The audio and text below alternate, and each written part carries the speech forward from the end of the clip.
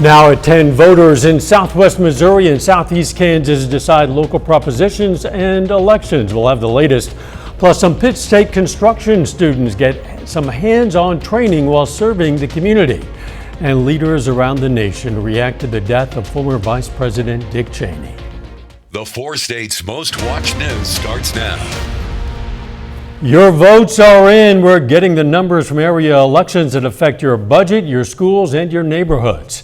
This is KOAM News. I'm Dow Quick. We start in Barton County, Missouri, where voters have 3 separate money issues on the ballot. The first proposition covers residents in the entire county, asks for a $1.50 per ton landfill fee to be used for countywide economic development. This proposition passes. The second asks voters living within Barton County Ambulance District to pass a use tax matching the county's sales tax. This one fails narrowly. In Lamar, Missouri, voters have narrowly approved a 0.5% sales tax proposal to build a new aquatic center. KOAM's Blake Goley joins us now with more on just what this means for the Lamar community. It's a sales tax that would remain in effect for 30 years, but the money generated has the potential to provide enjoyment for the Lamar community members for generations to come. The half-cent tax will fund a $4.4 million aquatic center to replace the facility that's been closed since 2022. The old pool suffered major infrastructure problems and large leaks that city officials say cannot be repaired. City officials say the old facility must be completely rebuilt from the ground up. The tax will cover both construction and operational costs for the new aquatic center. Supporters say this proposition provides an opportunity to restore community programs like the high school swim team and give families a reason to stay in Lamar. Blake, thanks. In Fort Scott, Kansas, voters decided whether to keep or eliminate a half-cent sales tax that's been in place for 4 years. We've not yet gotten the numbers in on this. They're coming in kind of slowly from Bourbon County. But Blake, this tax question brought several questions from the community back in August. Yeah, that's right, Dow. The city held a town hall back in August to answer some of those questions. Fort Scott city leaders say the tax is essential for funding street repairs, equipment for first responders, and park improvements. 80% of the tax revenue goes to fixing roads that date back to the 1800s. Thanks again, Blake Goley. In Parsons, Kansas, voters decided to continue a 0.5% sales tax after the current one expires in 2027. This tax is designed to reduce property taxes in the city. The issue, it passes by a wide margin. Chanute voters rejected a new sales tax for economic development. The 0.15% tax would have funded business recruitment and retention. In Allen County, voters decided a 1/4% sales tax to fund healthcare services for the next 5 years. It includes funding for the Allen County Regional Hospital. It passes by a nearly 3-to-1 margin. Also in Allen County, La Harpe residents were asked to decide a 1.5% sales tax to fund street projects and other capital improvements. It narrowly passes. And this is something you don't see every day, even in a small town. Unanimous agreement. Yeah, unanimous. Every voter in Altoona, Kansas said yes to a 2% retailer sales tax. This tax will help fund infrastructure improvements for the next 10 years. You know, you can keep up with the latest local election results throughout the evening by scanning this QR code. It'll take you to the Decision 2025 Races and Results page of our website. Of course, that's KOAMnewsnow.com. And we're going to have more election results a little bit later in this newscast. Right now, though, let's check in with Chief Meteorologist Doug Heddy for our first look at the weather. It definitely turned out to be a warm and windy day for us today. At times, our winds were gusting 30, 35, upwards to 40 miles per hour. These have come down a bit over the past several hours, but it's going to stay breezy out there as we go through the rest of the night, and even breezy on Wednesday as well. We do have some mid and upper level clouds kind of pushing through. We just don't have anything underneath the clouds, so we are going to stay on the dry side. Let me walk you through time. Clouds kind of skirting through. Not as cold tonight, 53, 54, 55 degrees for overnight lows. As we go into the afternoon, smidge cooler, but nice. I think most of us 67, 68, maybe 69 degrees. But look at today, 75 degrees was our high temp. Average high is 63. How long are these temperatures going to stick around? We'll talk about that here in a bit. All right, see you soon. Some folks rolled up their sleeves and got to work in Carthage's Central Park today. Vision Carthage hit the park to pull annuals and winterized flower beds for Carthage Water and Electric plant that'll soon hold Christmas trees for sparkle in the park. For Vision Carthage, a nonprofit working to improve the city through beautification projects, events such as this also allow a way to get the community involved, especially kids and students. I want the the students to learn about the work ethic and also about feeling good about themselves and that they can make a difference in their community. Vision Carthage was formed by the city in 2011. What once was a committee organized by the city to consider downtown efforts has now grown into an independent nonprofit organization. The Joplin Area Chamber of Commerce officially welcomes Betsy Mentz as its new president and CEO. The chamber hosted a meet and greet at the Roxy Event Center this evening.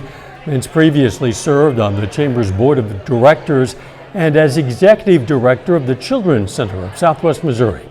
Mentz says she's honored to serve the Joplin community. I love where I'm at. I love our city. I love the people in it. I love the businesses. And it all just makes sense to me to be a big part of that. And if we want something better, then we work at it and we all come together as a team. So I think community is one of those values that I really appreciate. Mentz replaces Travis Stevens as chamber president, who left the position last June. Coming up, remembering former Vice President Dick Cheney as national leaders react to his death. But first, more area election results.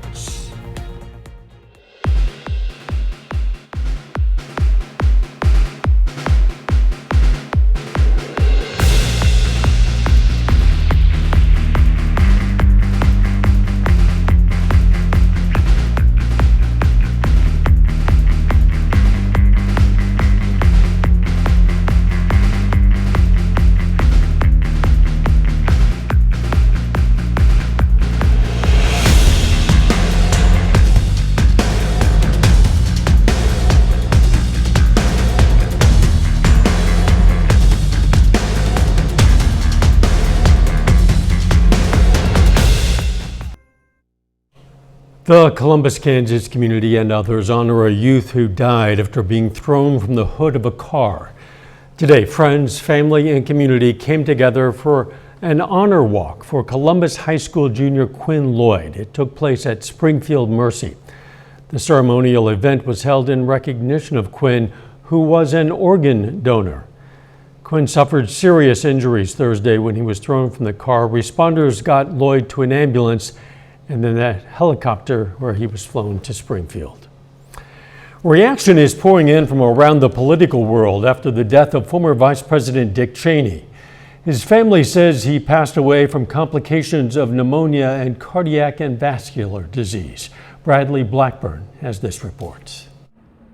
The flags above the White House were lowered to half staff in honor of former Vice President Dick Cheney. I know the president is aware of the former vice president's passing. Cheney helped shape Republican politics for decades, but following the January 6th assault on the Capitol, he and his family became sharp critics of President Trump. He tried to steal the last election using lies and violence to keep himself in power. That earned him admiration from many Democrats, including Congresswoman and New Jersey governor candidate Mikey Sherrill. At that time, when it really mattered the most, he stood up, and I really respected that. At the Capitol, Republican House Speaker Mike Johnson praised Cheney's lifetime of service. Scripture is very clear. We give honor where honor is due, and someone who gave their life, loved their country, loved serving their country in so many capacities. In a statement, former President George W. Bush said he counted on his running mate for his honest, forthright counsel, and he never failed to give his best.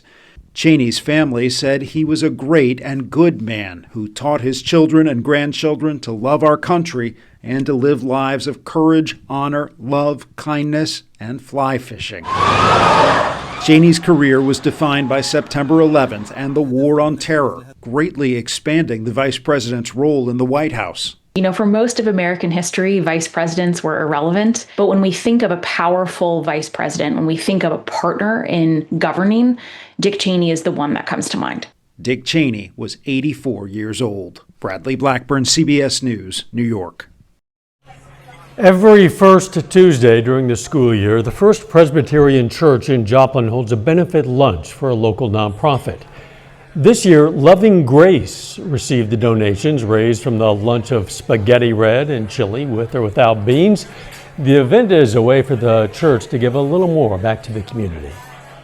Loving Grace is a transitional home for young women ages 18 to 24. Sometimes these young ladies are aging out of foster care. Sometimes they're already homeless or they're couch surfing.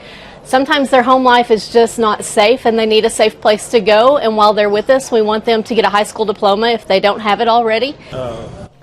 In January, Loving Grace will partner with God's Resort to form a new nonprofit called The Well, whose goal is to provide safe and affordable transitional housing and support services. Doug returns next with a complete look at the forecast, and a little bit later, Pitt State construction students take their tools and their skills out of the classroom and into the community. But first, more election results from Southeast Kansas.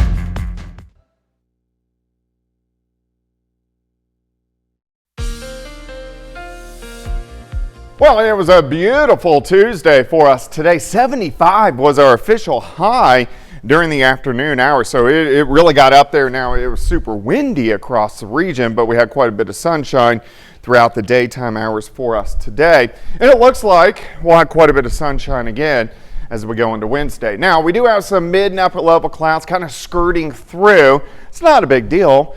We're going to stay dry. They're just going to scoot across the mid and upper levels of our atmosphere. Besides that, not as cold for us tonight. So instead of, well, of course, over the weekend we had hard frost.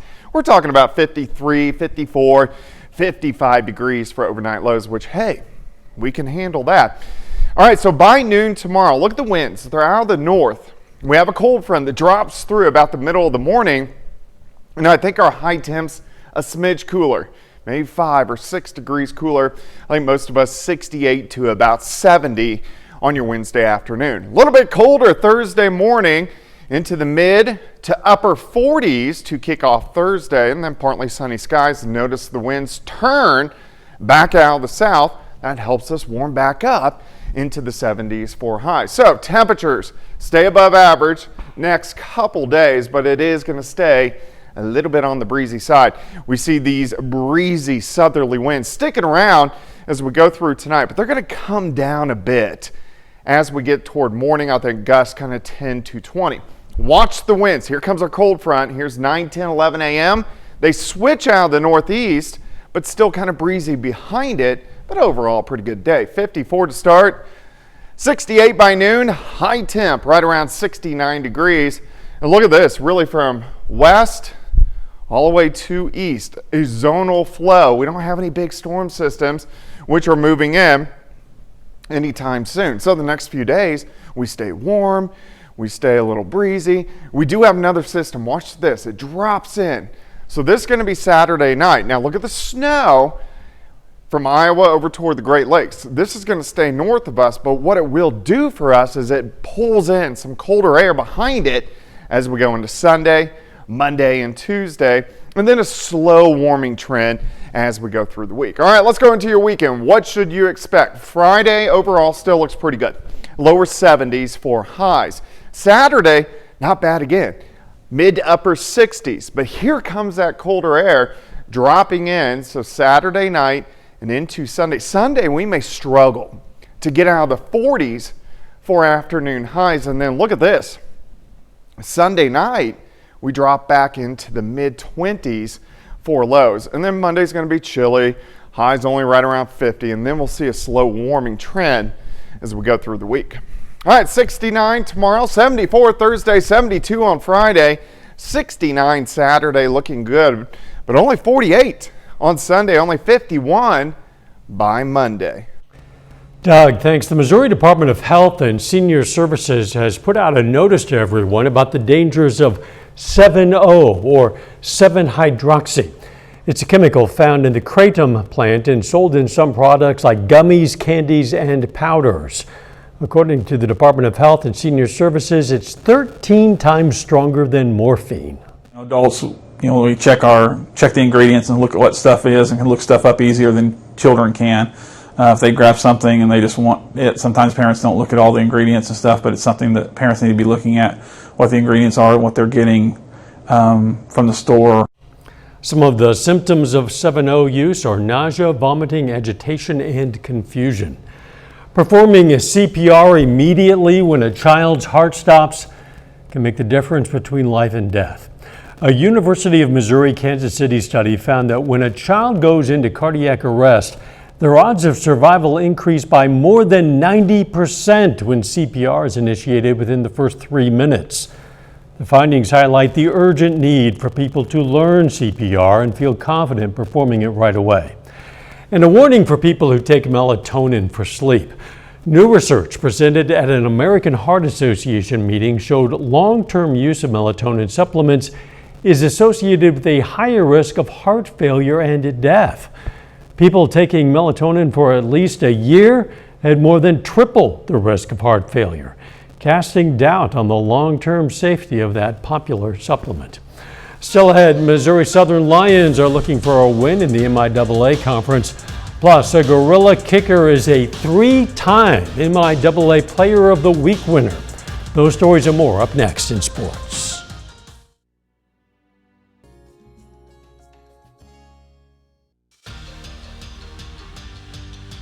The Missouri Southern Lions are looking for a bounce-back win this week as they hit the road for a matchup against Central Oklahoma. Following their biggest win of the season against Nebraska Kearney 2 weeks ago, the Lions' offense has struggled to score points, and that all starts with their running game that's averaging negative yards per game the last 2 weeks. Lions head coach Atiba Bradley stressed the importance of making the offense less one-dimensional. Ultimately, to get where we want to go in this program, we've got to have the ability to run the football, and that'll be, I can tell you, it's a point of emphasis this week. It's been a point of emphasis, and we just got to keep chipping away at it. Every game is an exciting prospect for MSSU because the Lions know they can play with anyone, and their win over the Lopers proved that. Southern comes into this game craving another MIAA conference win, and Saturday is a prime opportunity to take down the reigning MIAA champs. We realize how good we can be and how good we have been, and so the challenge is you get to go on the road, you get to play in another environment that's as fun as anywhere in the MIAA, and then you get to prove it. And so I think our guys are excited about just an opportunity to play again. The Lions and Broncos battle in Edmond on Saturday. Kickoff at 1 p.m. from Chad Richardson Stadium. The Gorillas of Pitt State have won 7 straight games following their win over rival Missouri Southern on Saturday. And after another strong performance, a familiar face has received weekly honors. Gorillas kicker Austin Schmidt is a 3-time MIAA Special Teams Player of the Week winner after receiving the honors for the 3rd time in the last 4 weeks. Against the Lions last week, Schmidt connected on all 3 of his field goal attempts from 34, 26, and 30 yards out. This season, the junior leads the MIAA in field goals and has set 2 career highs while scoring his first ever touchdown. Schmidt and the Gorillas eye an 8th straight win this week against Central Missouri. Kickoff at 1 p.m. from Warrensburg. The Pitt State women's soccer team is also on fire, currently riding a 5-match winning streak. And as the Gorillas gear up for their final regular season match on Wednesday, history has been made today. For the first time in program history, Pitt State is in the National Women's Soccer Rankings. After defeating number 18 Central Missouri on Sunday, the Gorillas are the 24th ranked team in the latest United Soccer Coaches National Rankings. PSU wraps up the regular season against Missouri Southern on Wednesday, before opening the MIAA Championships at home on Sunday. And an eventful day for the Gorillas did not end there, as Pitt State has swept the MIAA Weekly Honors. Sophomore midfielder and forward Kerry Cunningham has been named the Conference Offensive Player of the Week after netting the game-winning goal on Sunday. And after 2 more shutouts last week, defender Ann Boneland receives the Defender of the Week, and goalie Jocelyn Kramer's back-to-back Goalkeeper of the Week. That's it for your sports. We're back with more after the break. Well, it looks like it's going to be another nice day for us on Wednesday. Not near as windy, but it is still going to be on the breezy side. 69 for a high, back to 74 on Thursday, 72 Friday. Even Saturday looks really good if you need to do anything outdoors. But then it turns quite a bit colder as we go into Sunday and Monday, and also windy. Doug, thanks. The weather's certainly okay for doing this outdoors. Students from the Pitt State School of Construction took their skills to the nearby Four Oaks pickleball court. Through a partnership with Conco companies, the students did work on the sidewalks that lead up to the pickleball courts, applying concrete to create a smooth surface. We believe that is a huge value to our students by not only providing them the background for the management, the professional side, but also having them understand what the hands-on component goes into that. So they can actually direct their laborers or their subcontractors in the field when they get out into the real world, because they've actually done it. The planning process began back in August and involved collaboration with the Pittsburgh Parks and Recreation Department. Although professionals oversee the project, nearly all the work is completed by the students. That's going to wrap it up for us tonight. Don't forget you can get election results anytime on our website, KOAMnewsnow.com. Also on the morning show, that starts at 5 a.m. Let's make it a great tomorrow.